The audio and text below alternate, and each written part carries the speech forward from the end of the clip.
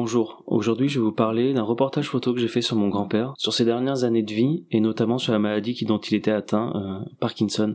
Il faut savoir quand même que mon grand-père a fait l'armée, il a fait 50 ans de fonderie, et ces deux choses-là en fait ça n'a jamais entamé sa santé, et c'est pour ça que ça a été très étonnant et très choquant pour moi de voir que Parkinson l'a fait en fait, que cette maladie a réussi à l'éloigner petit à petit de ses activités comme la chasse, comme les longues balades à vélo. Il a perdu aussi ses amis petit à petit car il pouvait plus aller les voir, et aussi sa famille où en fait le moindre déplacement devenait vraiment compliqué. Ou d'ailleurs même s'occuper de ses chiens alors qu'il les aimait plus que tout au monde devenait presque un combat. Notre famille est un peu devenue comme un clan et on s'est vraiment soudés autour de lui jusqu'à la toute fin et encore maintenant. Et je pense qu'on a réussi à l'accompagner sur son bout de chemin de la meilleure manière qui soit. Mon reportage photo raconte tout ça. Il raconte les derniers instants de mon grand-père et de sa capacité à se déplacer, sa dernière partie de chasse où j'ai pu être présent. Les dimanches de chasse de mon grand-père étaient plutôt une excuse pour passer du temps dehors, dans la nature. Alors oui, c'est vrai qu'il tuait des animaux, mais il n'a jamais dépassé le quota, il a toujours fait attention, était très respectueux du règlement, et il était d'ailleurs respecté pour ça. Ce fauteuil qui deviendra son lieu favori et aussi malheureusement sa prison, mais aussi le besoin qu'on le soutienne dans les activités qu'il avant faisait sans même réfléchir, comme la conception du pâté. Ce pâté, c'est un peu une légende en fait dans la famille, c'est du pâté qu'il a toujours fait à partir de ce qu'il chassait. Il a toujours tout fait tout seul et toutes les personnes qui ont goûté, que ce soit dans la famille ou en dehors de la famille, l'ont toujours trouvé extraordinaire. On en rigolait beaucoup, on disait que presque il fallait trouver un petit emplacement dans un marché pour pouvoir le vendre parce que vraiment c'était top. C'était vraiment l'identité de mon grand-père, ce pâté. Il m'a laissé le prendre en photo au saut du lit au moment où il n'était même pas encore parfaitement rasé, quelque chose que je sais qu'il n'aimait pas trop, qu'on le voit comme ça parce qu'il a toujours été impeccable. Je pense que mon grand-père ce matin-là a compris pourquoi je faisais ça et il m'y a autorisé et je l'en remercie énormément. Même si je pense que ça a dû être un peu difficile pour lui quand même de se dire que son petit-fils faisait sûrement ces photos-là dans une urgence. Et dans ce portrait-là, on peut voir les cicatrices des accidents qu'il a eus, des opérations également qu'il a eues.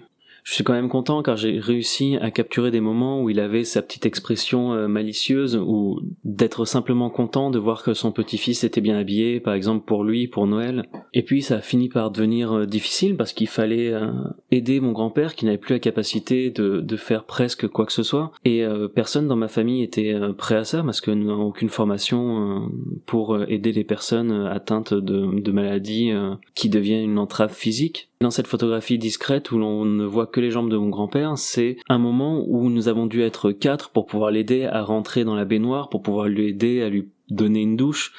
C'était pas du tout prévu, ni préparé, personne ne savait ce qu'il faisait et c'est quelque chose qu'on a dû faire parce que au final, c'est sûrement ce que font les familles, de continuer à soutenir l'autre. Puis petit à petit, j'ai vu que dans le regard de mon grand-père, il y avait autre chose, il y avait plus ce regard pétillant, il y avait plus une mélancolie qui s'installait ou une acceptation de ce qui allait arriver. Et celle-là, ce regard-là, j'ai voulu le capturer parce que pour moi, il était difficile. Il est doux, son visage est doux, son expression est douce, mais il y a quelque chose de tellement plus profond derrière et qui presque me donnait le tournis. Puis petit à petit, on a réussi quand même à l'accompagner tous les jours jusqu'à la fin, jusqu'à ce qu'il ne soit même plus capable de se déplacer debout.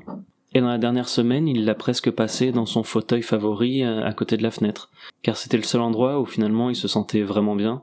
Dans la dernière photo de lui, où on peut voir comment la maladie a amaigri ses mains, j'ai trouvé très forte cette image parce que l'apparition de ses tendons, l'apparition de ses os, ses mains si fatiguées, et le fait qu'il ait besoin des deux pour utiliser son mouchoir, c'était fort et c'était dur parce que c'est ça la maladie.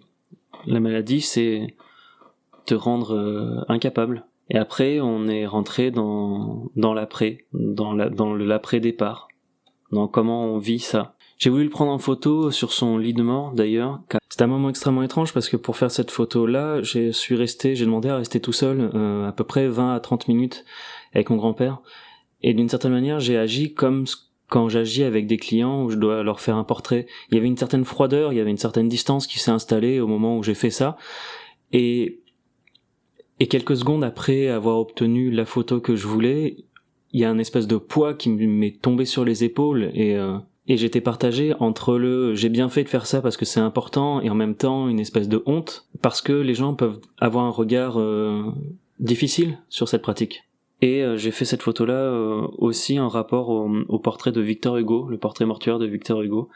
Et d'une certaine manière, je voulais mettre mon grand-père au même niveau que cet autre grand homme. Et je pense que j'ai pu comprendre le deuil et la douleur en faisant les photos de ma famille, en fait, sur cette suite-là, en essayant de comprendre les rapports humains qui se jouaient par l'absence, par la perte. C'était important pour moi, en tant que petit-fils, de comprendre ça et aussi d'immortaliser ça.